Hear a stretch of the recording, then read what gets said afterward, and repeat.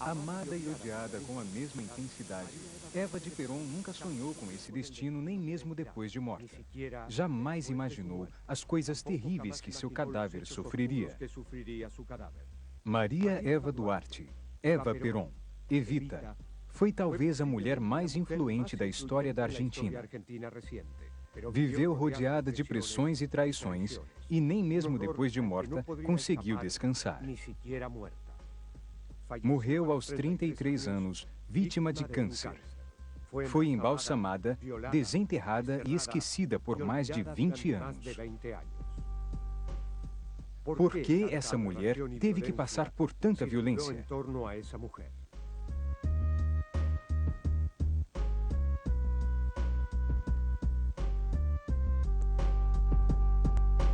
Quem foi Eva Perón?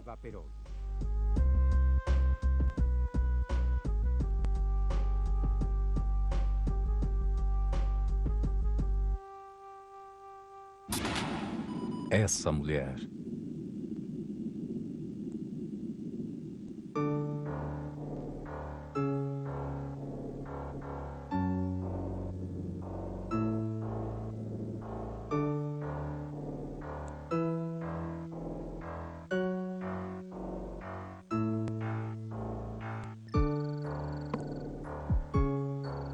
Maria Eva Duarte nasceu em 1919 em Los Toldos, um povoado localizado na província de Buenos Aires, na República da Argentina. Filha de um relacionamento amoroso clandestino, sua mãe, Juana Ibalguren, era uma camponesa pobre. No entanto, seu pai, Juan Duarte, era um poderoso latifundiário e tinha sua legítima família a poucos quilômetros dali. Eva era a mais nova dos 5 irmãos e a única que não foi reconhecida por seu pai. Aos 15 anos, Maria Eva mudou-se para a capital e, ansiosa por reconhecimento, começou sua carreira de atriz. A vida na cidade não foi fácil. Passou fome e muita miséria, mas seu forte caráter e ambição fizeram com que se relacionasse com grandes empresários. Chegou a trabalhar em teatro, publicidade, rádio e cinema.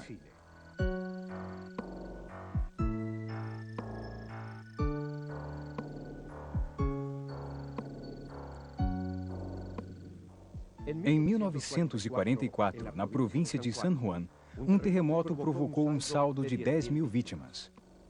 O então coronel Juan Domingo Perón ocupava um pequeno cargo no Departamento Nacional do Trabalho. Nesse cargo, Perón tinha a tarefa de dar soluções aos problemas de San Juan. Em 22 de janeiro de 1944, em uma comemoração de gala no Luna Park, em benefício à tragédia, a jovem atriz Maria Eva Duarte não perdeu a oportunidade de conhecer esse coronel que começava a ter notoriedade.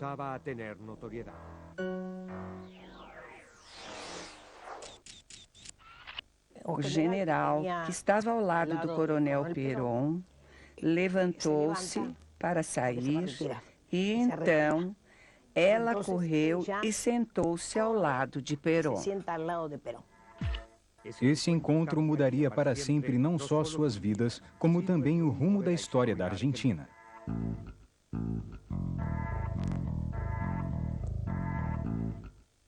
Enquanto viviam como amantes, entre conspirações militares, Perón foi preso e enviado à ilha Martins Garcia.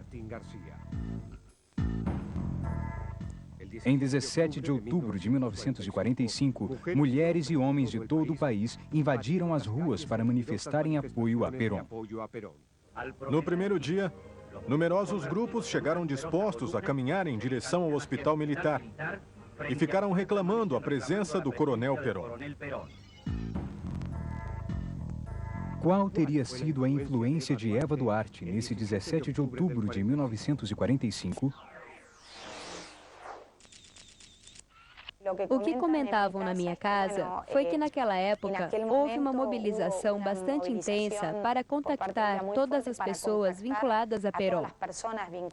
Com os grêmios e os dirigentes, estavam unidos para começarem a armar um grande grupo e poder ajudá-lo a se libertar. Porque tinha que se libertar. Não pensavam em torturas. A tortura não acontece de baixo para cima, ocorre com os dirigentes.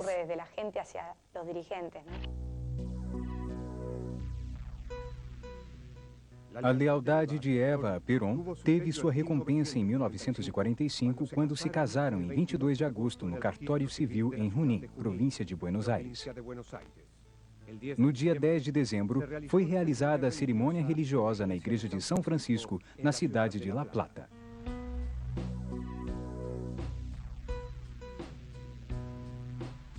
Perón teve que pedir, como todos os outros militares, autorização para se casar.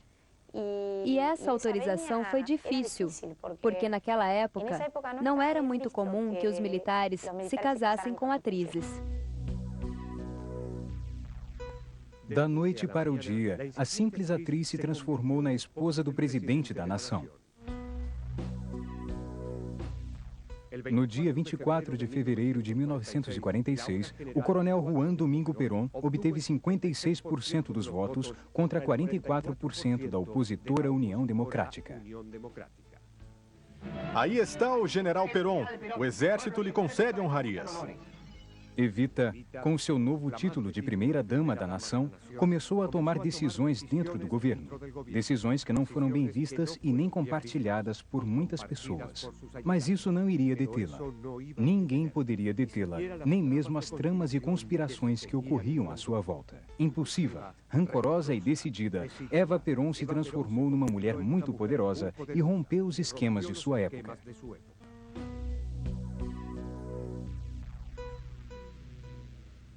Entretanto, logo pagaria caro por sua atitude desafiadora e combativa. Os difamadores não demoraram a aparecer.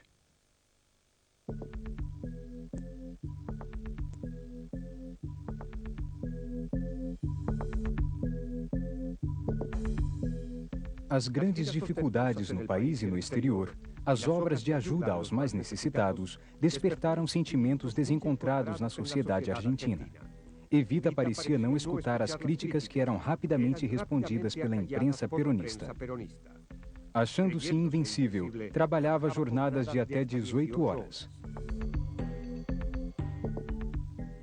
Criou a Fundação de Ajuda Social Maria Eva Duarte de Perón e lutou para que as mulheres pudessem, pela primeira vez na Argentina, ter suas atividades apoiadas por um aparato publicitário inigualável.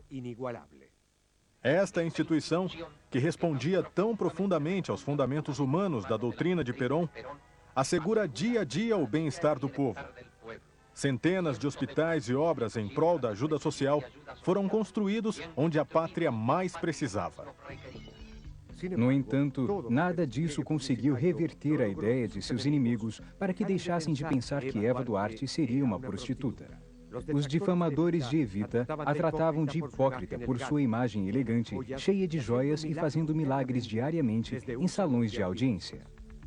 Para eles, os discursos de Eva eram a prova irrefutável de que ela era uma leviana.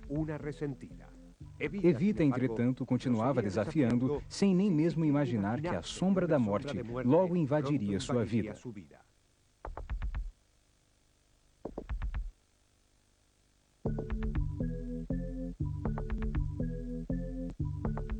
O primeiro sinal de doença aconteceu em 9 de janeiro de 1950, quando desmaiou em uma reunião do Sindicato dos Taxistas.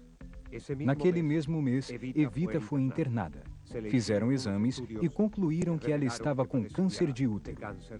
Seu médico sugeriu uma esterectomia, mas ela se recusou, dizendo que não seria nada grave.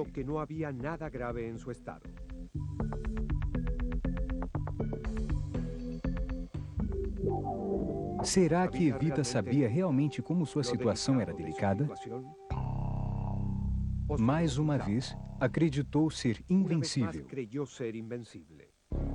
A memória ultrajada.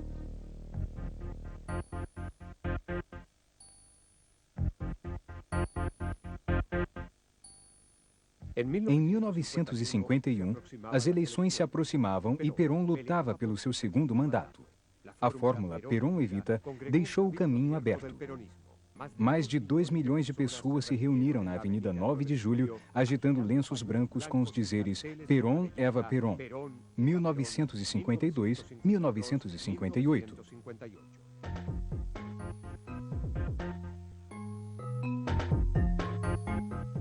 A cerimônia foi proclamada sem a presença de Evita. Mas, ante a reclamação do povo, Eva apareceu. Estava muito abatida e enfraquecida. Os sorrisos que ela sempre carregava haviam desaparecido. Uma sombra de morte rodeava Evita.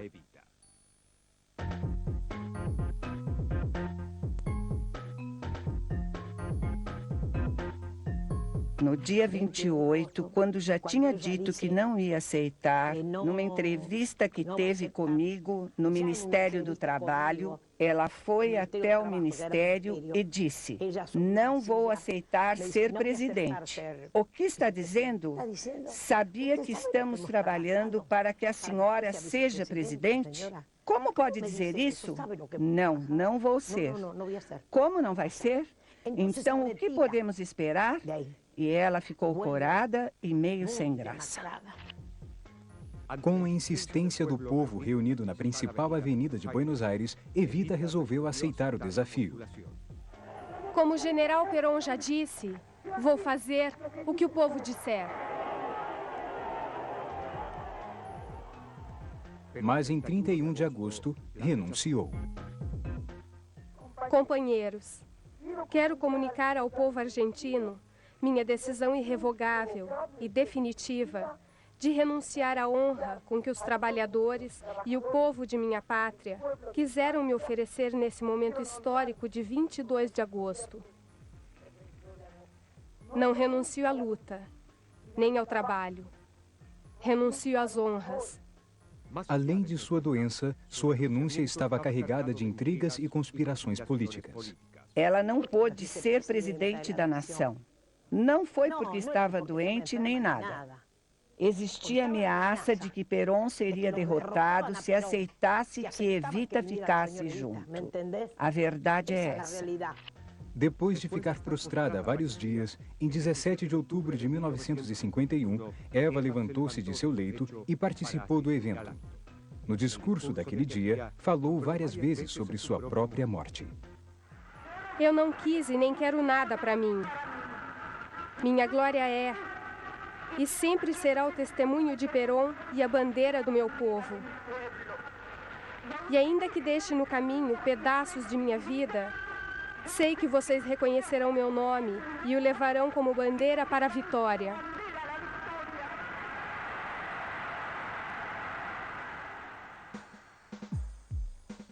Eva foi operada no Hospital Presidente Perón. Muitos rezavam por sua saúde. Outros, por sua vez, festejavam pintando paredes onde se lia Viva o Câncer. O fim se aproximava. O que houve foi amor e ódio. O país estava assim. Os que a amavam e os que a odiavam. Foi isso, mas depois só sobraram os que a odiavam. Dependiam dela.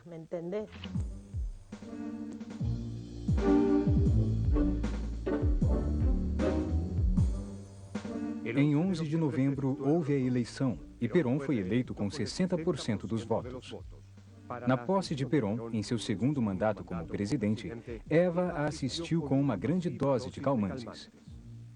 A primeira-dama tinha prometido que iria ficar sentada durante o desfile, mas depois decidiu ficar em pé. Saudou a multidão saboreando a vitória de Perón, mas que também era sua. Foi seu último contato com o povo. A morte começava a ser a protagonista. Os dias que se seguiram foram preparando o ambiente para um fim inevitável.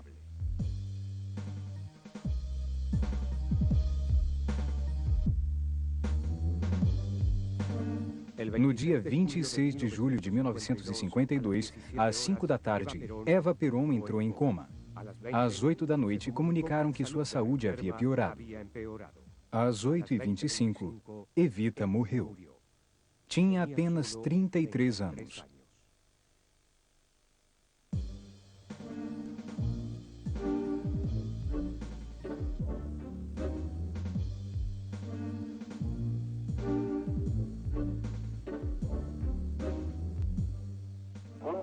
Temos o dever de informar a toda a nação, com muito pesar, que às 8h25, Eva Perón, líder espiritual da nação, faleceu. Os dias que se seguiram ao falecimento foram intermináveis e devastadores. Evita havia pedido a Perón, em seu leito de morte, para não ser esquecida. Evita teria mesmo pedido para ser embalsamada? No próximo bloco, o corpo de Evita embalsamado cai nas mãos do... A memória ultrajada. O mistério do corpo de Evita. Corpo embalsamado.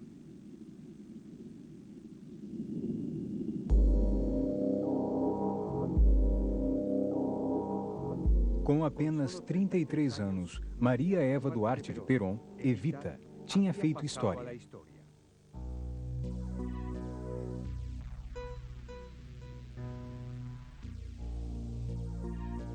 Com fervorosos amigos a homenageando e muitos inimigos festejando, sua morte foi um fato estarrecedor.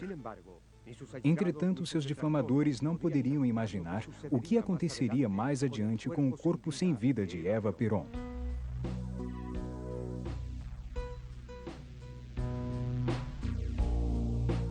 Segundo Juan Domingo Perón, o último desejo expressado por Eva foi que não queria que seu corpo fosse enterrado. Queria ser embalsamada. Para isso, Perón chamou o médico espanhol Pedro Ara, famoso catedrático de anatomia. Ara trabalhou das 10 horas do dia do falecimento até às 5 horas do dia seguinte nos primeiros procedimentos para embalsamá-la.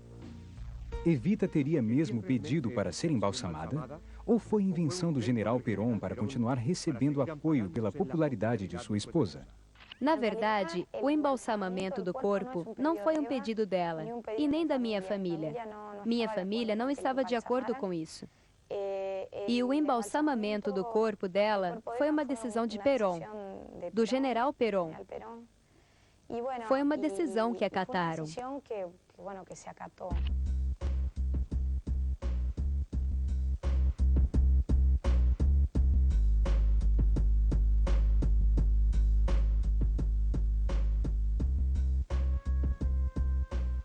O velório começou em 27 de julho de 1952 e durou até 11 de agosto.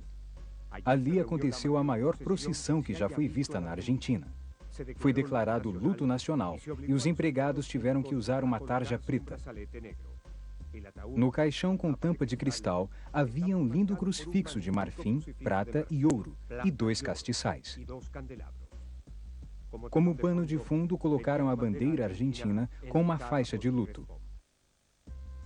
A multidão ocupou 10 quadras em torno do local. Apesar do frio e da chuva, 2 milhões de pessoas passaram pelas principais avenidas, precedidas por policiais e 17 mil soldados.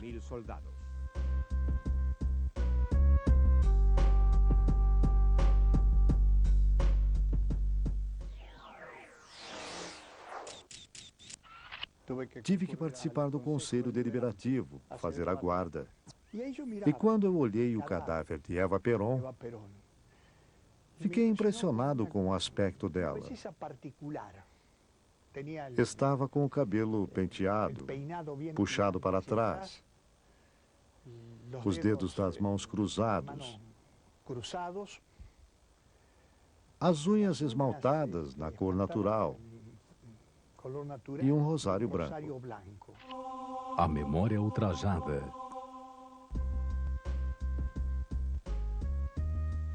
Finalmente, em 10 de agosto, o caixão foi fechado. O cortejo partiu para a Central de Obras CGT, onde foram feitas homenagens e muitas flores haviam sido colocadas. Das janelas dos edifícios caíam pétalas brancas. 3 horas depois do início da cerimônia, o corpo de Eva Duarte Perón chegou à CGT. Ali, o cadáver de Evita começaria um longo e macabro caminho.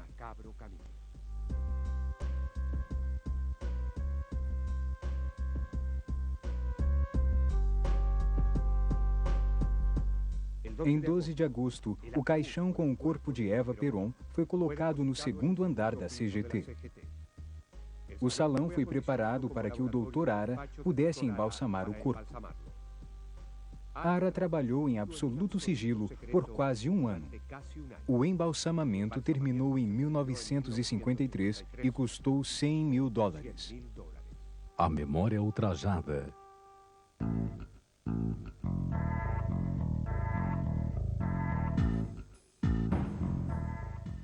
No dia 16 de julho de 55, aviões da Marinha bombardearam a casa do governo.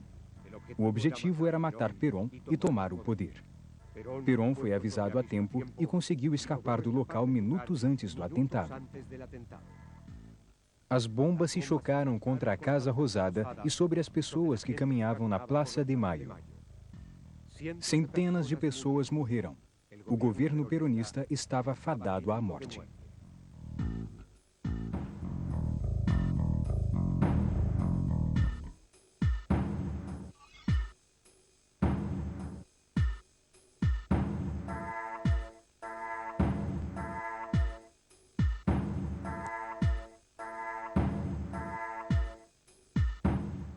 Dois meses depois, em setembro de 1955, os militares rebeldes derrotaram Perón. Os cabeças do golpe foram o tenente-general Eduardo Lonardi, o tenente-general Pedro Eugênio Aramburu e o almirante Isaac Rojas. Essa nova ditadura receberia o nome de Revolução Libertadora. Perón escapou e salvou sua vida ao se refugiar em um navio atracado no porto de Buenos Aires. Mais tarde, chegaria em Madrid, Espanha. Em 23 de setembro de 1955, o general Lonardi e o almirante Rojas se tornariam presidente e vice-presidente da nação. Lonardi assumiu o seu governo com uma política conciliadora, com a frase "meu vencedor e meus vencidos", o que mexeu com a Marinha, que era o setor mais antiperonista das Forças Armadas. Esta atitude provocou a queda de Lonardi 50 dias após sua posse. Os militares tomaram o poder tal qual haviam planejado. O que não esperavam era encontrar na CGT um corpo embalsamado que diziam ser de Evita. Todos ficaram assustados com a descoberta. Fizeram vários estudos para identificar o cadáver. Para verificar as impressões digitais, cortaram um dedo da mão e, para obter mostras de tecido, tiraram um pedaço da orelha direita. Foi uma das primeiras mutilações que o cadáver de Eva Perón sofreria. No entanto, estranhos acontecimentos começariam a ocorrer junto ao corpo embalsamado de Evita. Os militares não sabiam o que fazer com o corpo sem vida de Evita. Eram duas posturas muito diferentes. A Marinha queria queimar o corpo com ácido e jogar as cinzas ao mar. O exército preferia enterrá-lo em algum lugar secreto. Finalmente, valeu a decisão do presidente Lonardi, que seria a de sepultar o cadáver. No entanto, muito tempo se passaria até que o corpo de Evita fosse sepultado, mas não passaria muito tempo para que terríveis fatos começassem a acontecer em relação a esse caixão. Como uma estranha vingança, um rio de sangue acabou saindo do cadáver embalsamado de Eva Perón. No próximo bloco, os militares abusam do cadáver e o enterram fora da Argentina.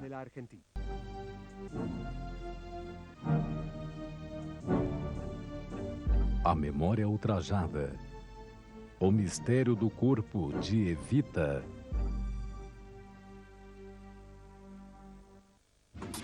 Destino, Milão.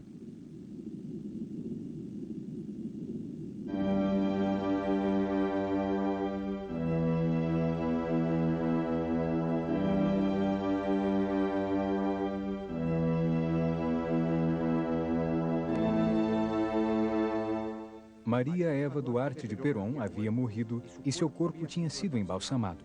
Um golpe militar derrotou Perón e ele fugiu do país. O corpo sem vida de Evita tinha ficado sozinho, abandonado à deriva, à mercê de jogos macabros e complôs.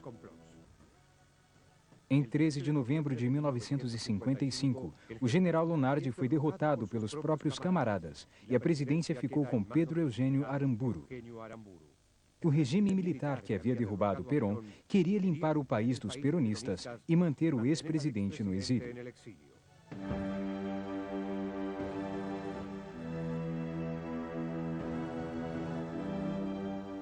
Aramburu intensificou a repressão e as perseguições a dirigentes, simpatizantes e a qualquer pessoa que compactuasse com o governo de Juan Duarte Perón. Todos os símbolos do governo deposto foram destruídos. Aramburu desapropriou todo o patrimônio da Fundação Eva Perón e mandou inclusive demolir o palácio, residência oficial dos presidentes argentinos. Com essa política de desperonização, o corpo de Evita, que estava embalsamado no segundo andar do edifício da CGT, não pôde continuar intacto. O presidente Aramburu ordenou que o cadáver de Evita desaparecesse. A tarefa acabou sendo feita pelo tenente-coronel Carlos Moricane, que foi designado ao Serviço de Informação do Exército. O coronel ficou emocionado com o corpo sem vida e cometeu abusos sexuais.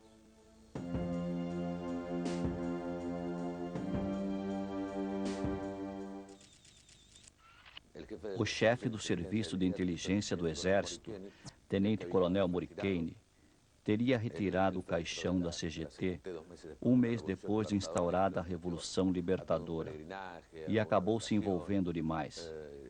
Ficou enlouquecido e convidava pessoas para irem ao seu escritório do Serviço de Inteligência do Exército, no segundo andar, e mostrava o corpo que estava ali, insistindo para que vissem aquele corpo.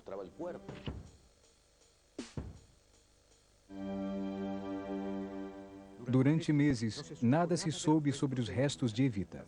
O que se ouvia eram coisas terríveis. Souberam que Moricane fazia missas negras nos escritórios e também havia rumores nos altos postos do exército de que o corpo estaria escondido em uma das encostas de Belgrano.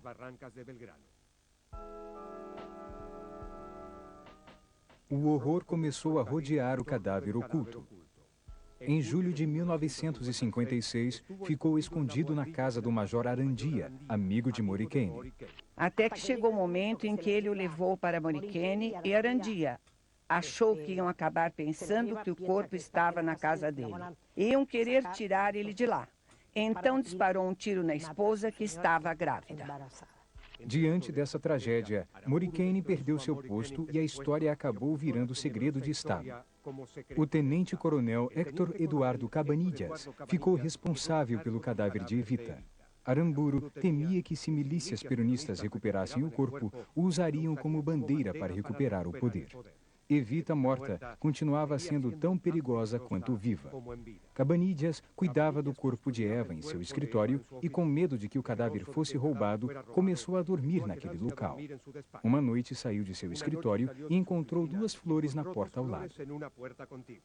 No dia seguinte, não eram flores, e sim uma vela acesa. Cabanillas achou que o cadáver tinha sido descoberto. Pediu uma audiência com o presidente Aramburu. O terror os invadiu. A decisão foi tirar o cadáver do país. A memória ultrajada.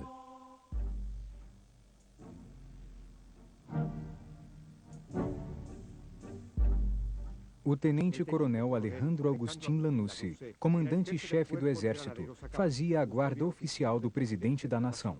Era ousado e ambicioso e sentia uma grande admiração por Aramburu. Achou que, se conseguisse resolver rapidamente o problema do cadáver, conseguiria ter vantagens no governo e depois tiraria de circulação o emblema peronista. Convencido do perigo que corria pelo destino final do cadáver, Lanusse foi consultar um amigo íntimo, o padre Francisco Roger. Roger pertencia a uma companhia religiosa chamada Companhia de São Paulo, com sede em Milão, Itália. A ideia do padre era levar o cadáver a Milão. Este seria o começo de um cadáver nômade, cuja verdadeira identidade logo seria um segredo bem guardado. A ideia era que o corpo de Eva Perón, levando um outro nome, fosse para o porto de Gênova, em uma viagem regular. Iria acompanhado pelo segundo chefe da CIA e um outro oficial para reforçar a segurança. Diriam que a morta havia nascido na Itália e que seu último desejo tinha sido ser enterrada em sua terra natal. O plano macabro poderia funcionar. Enquanto isso, em Buenos Aires, o cadáver continuava indo para diversos lugares. Ficou escondido no edifício de obras sanitárias, na Avenida Córdoba, na capital federal. Depois foi a Rialto, situado na esquina da rua Córdoba com La Valleja. O corpo manteve-se escondido em uma caixa de embalagem. Passou também uns dias em uma casa alugada na rua Sucre, num bairro de Belgrano. Finalmente, chegou o dia. Trocaram o caixão original por outro mais humilde para não levantar suspeitas.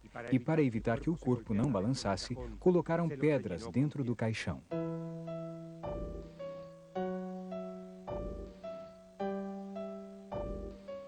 No dia 23 de abril de 1957, o corpo de Evita, com nome falso, partiu em um navio de Buenos Aires rumo ao porto de Gênova, Itália.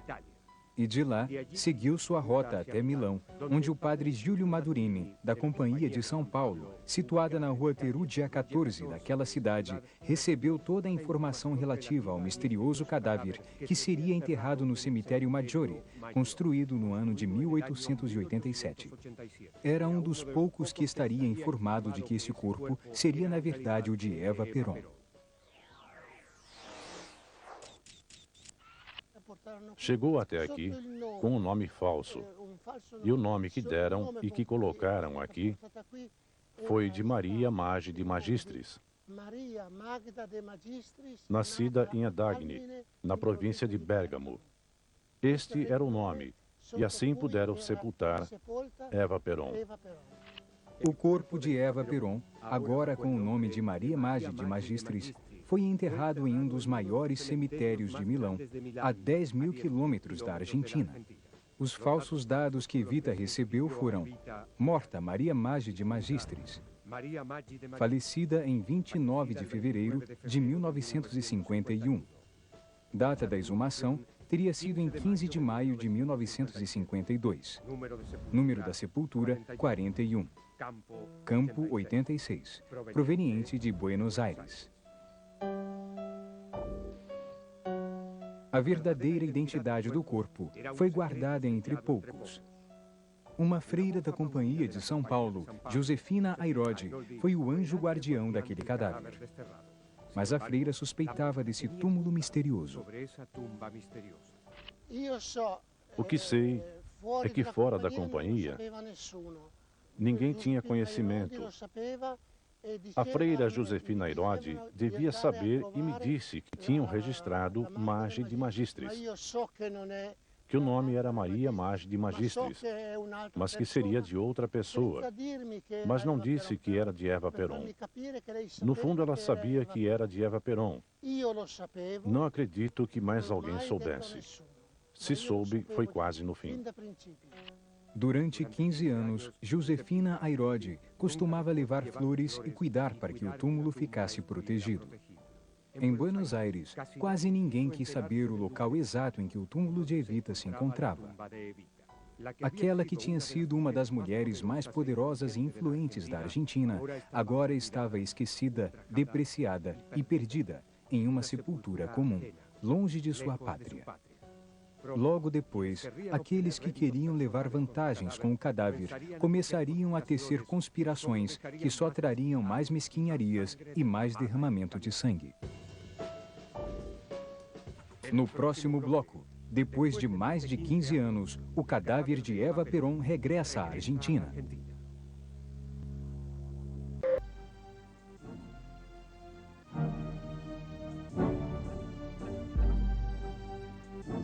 A memória ultrajada. O mistério do corpo de Evita. Que descanse em paz.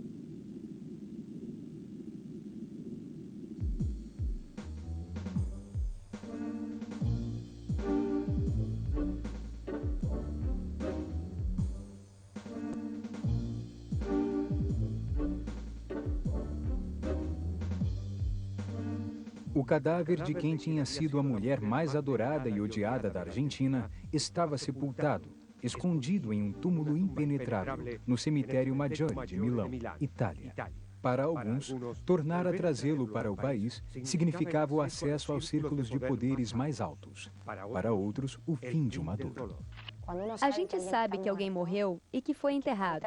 É sempre assim. Desse jeito a dor vem, mas fica a dúvida também. Agora, quando ninguém sabe nada, isso gera muita violência. E sabe-se que a violência gera violência. A memória ultrajada. Em maio de 1958, houve a volta da democracia na Argentina, com Arturo Frondizi como presidente. O interrogatório para a investigação a respeito do cadáver se multiplicou. A mãe de Eva, Juana Ibalguren, continuava reclamando o paradeiro do cadáver de sua filha em vão. Juana, durante 17 anos, reclamou o cadáver de Evita a todos os presidentes, através de cartas, por meio de documentos e instituições que haviam na Argentina. Pediu até ao Vaticano para que ajudassem a encontrar o corpo de sua filha. E naquela altura, ela acabou morrendo sem saber onde estava o corpo de sua filha.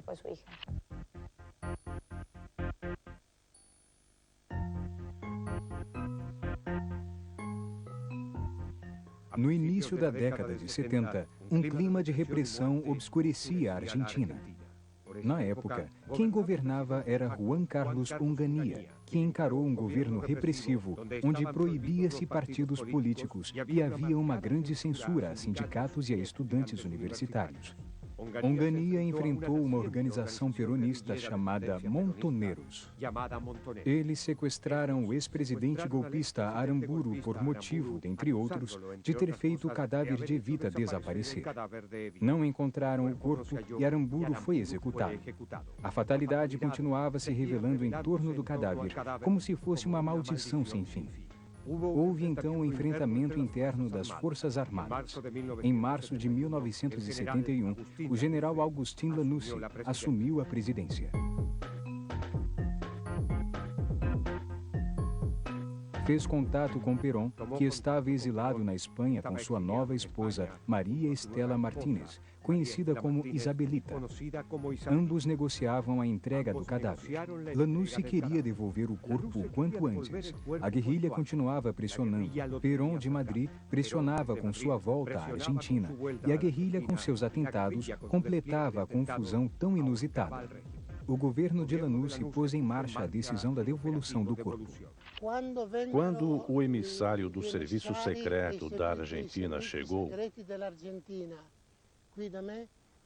trouxe uma série de documentos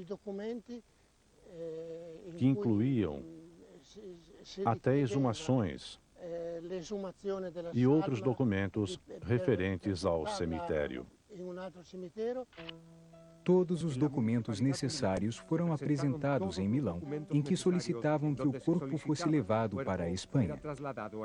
As mentiras e as más intenções continuavam sendo o cenário que envolveria o cadáver desenterrado. Em 1º de setembro de 1971, o padre Júlio Madurini e mais 2 militares que simulavam ser familiares de Maria Maggi caminharam pelo interior do cemitério, seguindo para o campo 86, onde estava o túmulo 41. Ali estava Maria Eva Perón, com o falso nome de Maria Maggi de Magistris. O diretor do cemitério veio falar com a gente. Ficou observando. E eu, como não queria ser indiscreto, fiquei bem quieto. O padre Madurini é o único sobrevivente que presenciou a exumação do cadáver de Evita no cemitério de Milão. Consciente de que seu final está próximo, já não guarda qualquer segredo. Eu assisti à exumação dela e posso dizer, sem medo de errar, que olhando de frente não parecia um cadáver. Era uma figura íntegra, intacta. Parecia mais uma estátua mumificada, vamos dizer assim, e mumificada na Argentina. O funcionário quis dizer alguma coisa e, querendo tranquilizar, disse que aquilo era coisa normal e que não deveria haver tristeza, porque aquilo, na verdade, era o corpo de uma pessoa morta e que ninguém deveria ter medo algum. Para a exumação no cemitério Maggiore, foram necessários os seguintes dados. Data da exumação, 1º de setembro de 1971. Destino, Madrid. No dia seguinte, os militares retiraram o cadáver da funerária Fusetti na Via Cledite, Milão. Ali começou o longo caminho por terra, de Milão até Madrid. A rota do cadáver foi Milão, Gênova, Savona, Toulon, Montpellier e Perpignan, na França, e depois cruzaram a fronteira e chegaram na Espanha. Após 15 anos, Perón se encontraria com o cadáver de sua mulher. Evita deixaria um túmulo vazio para tornar a ser Maria Eva Duarte de Perón. Quando saiu de Milão, chamava-se Maria Magi de Magistris. E depois de um certo momento, quando chegou na fronteira espanhola, por algum motivo, por estratégia, um homem foi olhar o nome de quem estava sendo transportado e trocou o nome. E o nome que deveria ser Maria Magi de Magistris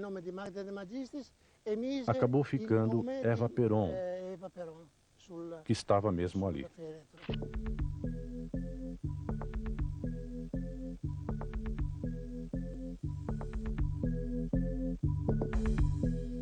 Em 3 de setembro de 1971, o cortejo chegou a Madrid.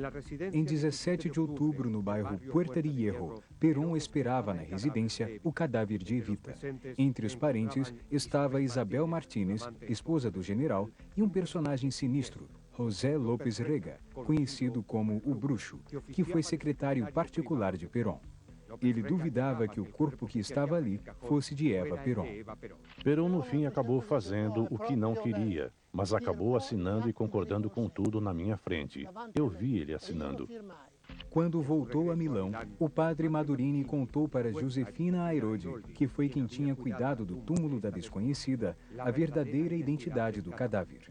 A freira morreu em 1997 e foi enterrada no cemitério Maggiore, a pouca distância de onde havia estado enterrado o corpo da mulher que ela tinha cuidado por 14 anos. A memória ultrajada. Na residência de Puerta de Hierro, o féretro também não teve paz. López Rega, demente e manipulador, realizava rituais sinistros com o cadáver. A senhora Isabel a colocou no altar e então estava ali a senhora Evita. Enquanto ficou ali, ela penteava, arrumava, ajeitava a roupa, fazia tudo isso.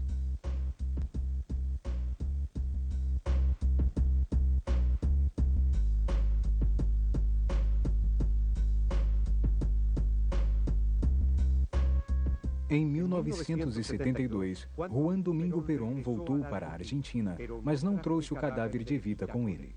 Tornou a ser o presidente com a fórmula Perón, Maria Estela Martínez. Mas quando assumiu seu terceiro mandato, sua saúde estava precária e faleceu alguns meses depois, em 1º de julho de 1974. Nunca repatriou o cadáver de Evita. Novamente, o corpo ficaria à mercê dos fanáticos e dos maldosos. O governo argentino ficou nas mãos de Isabelita e do bruxo José López Rega, que foi nomeado ministro do Bem-Estar Social. E em seu mandato, o que mais houve foram atentados e matanças. O caos e a violência eram os protagonistas. A esquerda e a direita peronista se enfrentaram incessantemente. Em 15 de outubro de 1974, o grupo guerrilheiro Montoneros sequestrou o cadáver do ex-presidente golpista Aramburu. O trato seria que não devolveriam o cadáver dele, enquanto o cadáver de Evita não voltasse para a Argentina. Isabel e López Rega, assustados, decidiram então trazer de volta para a Argentina o cadáver de Evita. Os montoneiros, cumprindo o pacto, devolveram o corpo de Aramburu.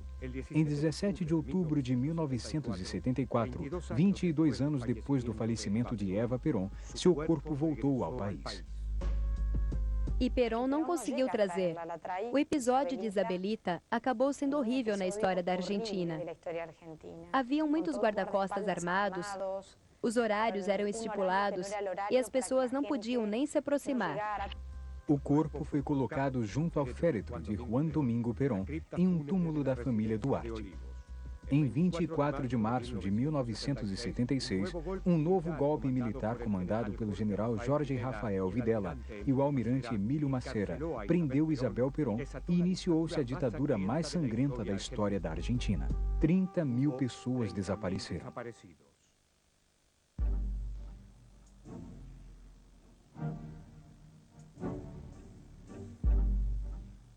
4 meses depois do golpe, Videla devolveu o corpo para a família Duarte e foram obrigados a enterrar escondido no cemitério da Rigoleta. Evita foi sepultada no túmulo da família a 8 metros de profundidade, com estruturas bem reforçadas.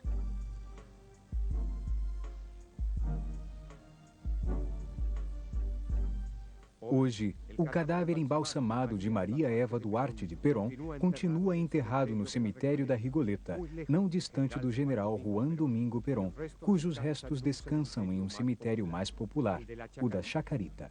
Eva Duarte foi uma das mulheres mais poderosas e polêmicas da história da Argentina. Ao morrer, seus restos foram ocultados durante anos. Um corpo morto que suportou muitas atrocidades e vinganças da pior espécie.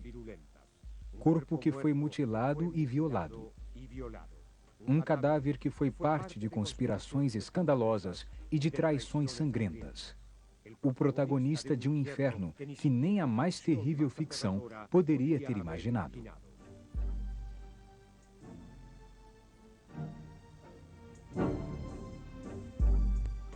Era o corpo morto de Eva Duarte, que Perón reconheceu em Madrid.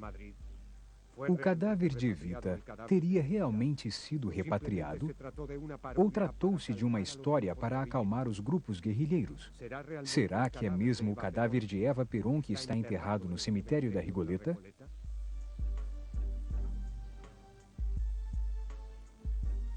Que descanse em paz. Vocês com certeza apoiarão um homem que irá fazer a história.